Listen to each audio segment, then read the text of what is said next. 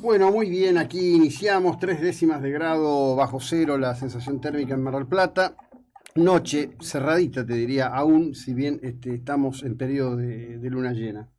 Comenzando este encuentro en esta ciudad de Mar del Plata, en la 99.9, entre otras cosas, bueno, para señalar que desafortunadamente, diría, la guerra en Ucrania continúa. En las últimas horas se produjo otro ataque con misiles, en este caso con un saldo provisorio de 15 fallecidos, a la vez que ucranianos y rusos mutuamente han destruido arsenales militares de uno y de otro allí en la región de Kherson. Distintos medios europeos insisten en señalar, en particular los ingleses, que buscan sacar la cabeza hacia afuera con los escándalos de Boris Johnson y la delicada situación política que tiene la Gran Bretaña, que Ucrania prepara un ejército de 1 millón de hombres, esta es la cifra que se viene repitiendo, para retomar toda la zona sur del país. En paralelo, en una situación que es absolutamente horrible desde cualquier punto de vista que la querramos mirar, hoy habrá negociaciones en Ankara, en la capital de Turquía, entre ucranianos y rusos para poder sacar el grano desde Ucrania a las distintas naciones que dependen, digamos, de este grano, de los distintos granos que se producen allí, en una de las naciones más productivas del planeta y la más productiva de todo el viejo continente, naciones que están en situaciones muy delicadas. Situaciones delicadas como la que se está viviendo en este momento en Sri Lanka, donde el presidente se exilió, está en este momento en Maldivas, se ha hecho cargo interinamente del gobierno de Sri Lanka el primer ministro. Recordamos, tenemos presente que la semana pasada hubo situaciones increíblemente impactantes, brutales en algún caso, incendio de las viviendas de muchos funcionarios del gobierno de Sri Lanka, y también toma de la casa de gobierno, en donde, bueno, cientos de miles de tailandeses, porque ese era el nombre histórico de lo que es Sri Lanka, recorrían, se sacaban selfies, se tiraban en una hermosa, enorme, inmensa pileta de natación en ese palacio, que muestra una riqueza profundamente alejada de cualquier idea al respecto de pobreza, ¿no? Digamos, naciones que demuestran que la pobreza no es tanto un dato de la falta de oportunidades, que no es tanto un dato de la incapacidad de esas naciones de crear riqueza, sino de la apropiación de la riqueza. Un tema que tiene sus puntitos de contacto con la República Argentina o con muchas otras naciones del urbe. Hablamos de nosotros porque somos nosotros y aquí estamos. Ayer, siguiendo la saga de me fui porque no daba más y cualquier otra cosa es mejor que esto, una larga entrevista a un compatriota en Barcelona. No voy a dejar de señalarlo, sé que hay gente que se enoja, que se pone muy incómoda. La inmensa mayoría de los que se van cuentan un cuento de hadas, no cuentan cómo están viviendo de verdad y aceptan cosas que aquí no aceptan. Digo con esto, ¿está todo bien en Argentina? No, todos nosotros, cada uno de nosotros en nuestro día a día, en nuestra vida cotidiana, cada vez que tenemos que movernos, hacer una compra, etcétera, etcétera, sabemos perfectamente qué es lo que ha ocurrido. La implosión del valor de la moneda argentina, del peso, producto de las políticas, por un lado absurdas y por otro lado viciosas de este gobierno de los Fernández, nos han traído a esta presente situación. Sin embargo, todo se sigue moviendo y en la medida en que se mueve van pasando y ocurriendo cosas. ¿Por qué digo esto? Bueno, en el día de ayer estuvo una reunión en la localidad de Avellaneda, allí estuvo Martín Yesa, todavía intendente de Pinamar, también estuvo Hernán Lombardi, que fue el lanzamiento o presentación del equipo que acompañaría a Cristian Ritondo,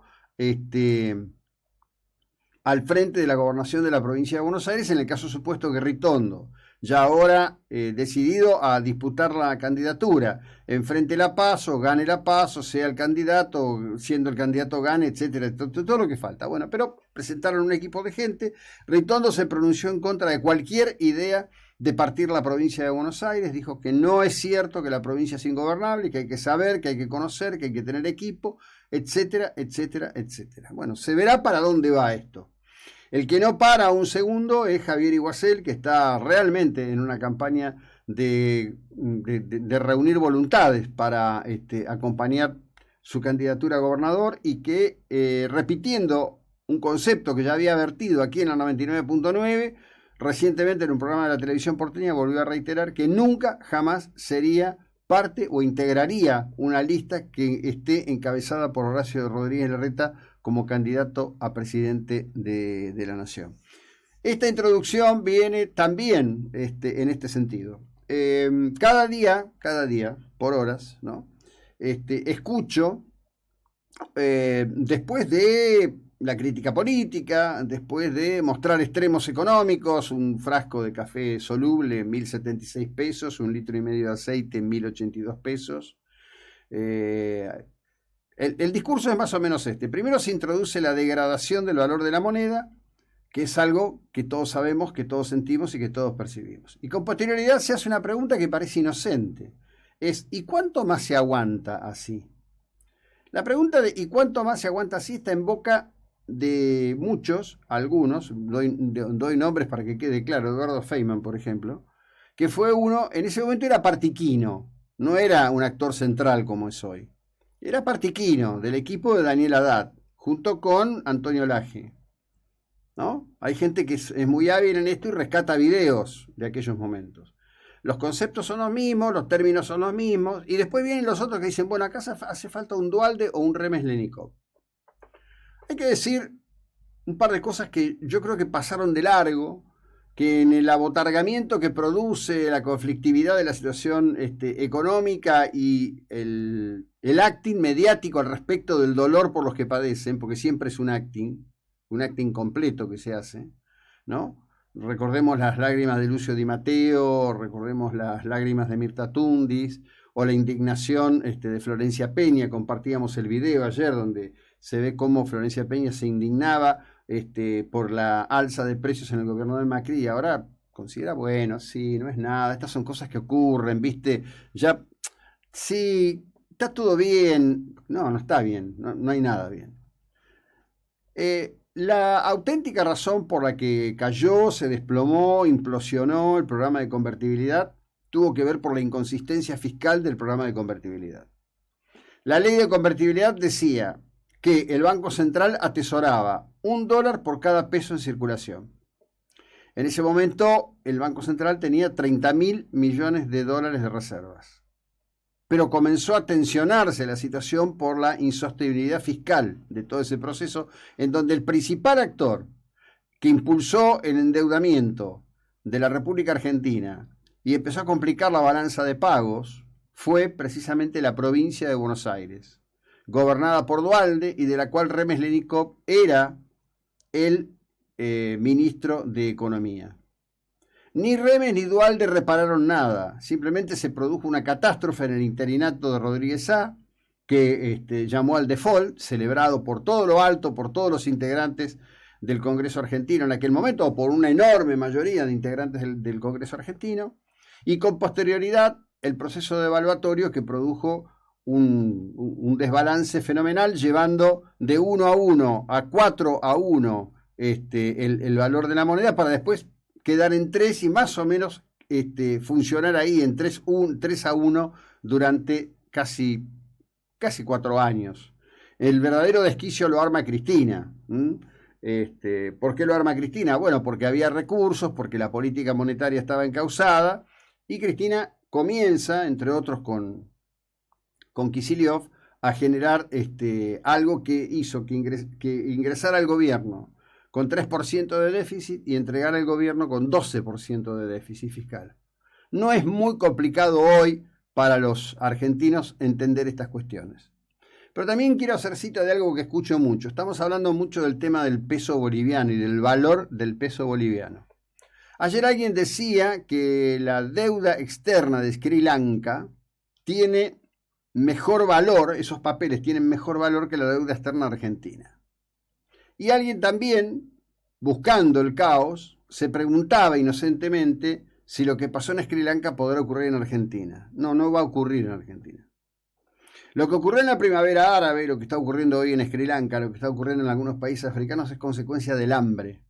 son naciones que necesitan importar comida, también importan combustible. A diferencia de Argentina, que exporta comida, que tiene condiciones sobradas para exportar combustible y que atraviesa esta situación presente, sobre todo en la cuestión de los combustibles, por impericia, por incapacidad, etcétera, etcétera, pero que no son temas que Argentina no pueda corregir en un tiempo relativamente rápido. En el día de ayer, el subsecretario de Combustibles de la provincia de Santa Fe aseguraba en varias entrevistas que dio a medios de su provincia que Santa Fe tiene el clúster productivo, esto es muy conocido, que permitiría rápidamente producir 3 millones y medio, o sí, 3 millones y medio creo que eran, de biodiesel por día. La cifra es enorme, no la tengo muy presente así, pero Argentina no tendría que estar con estos problemas. ¿Por qué estamos con estos problemas? Bueno, porque hay connivencia, porque lo mismo que se reunieron con Guado de Pedro y dijeron que es un joven brillante, que es un muchacho extraordinario, que están esperando de él que sea la bandera de la nueva generación para cambiar la Argentina, algo de eso dijo Eurnequian. Todo ese grupete en algún lugar tiene negocios con otros actores, como por ejemplo el tema de los Bulgeroni, hoy conocidos por ser dueños de Action, dueños de Pan American Energy. Argentina necesita resoluciones de carácter estructural para tener realmente una economía muy competitiva, en donde el valor de la moneda no se destruya día a día, como está ocurriendo hoy, por impericia, por sevicia. Muchos comparaban ayer lo que va a percibir Cristina, 4 millones y medio de pesos de jubilación, contra lo que se está pagando en la mínima, ¿no? Es curioso, es curioso.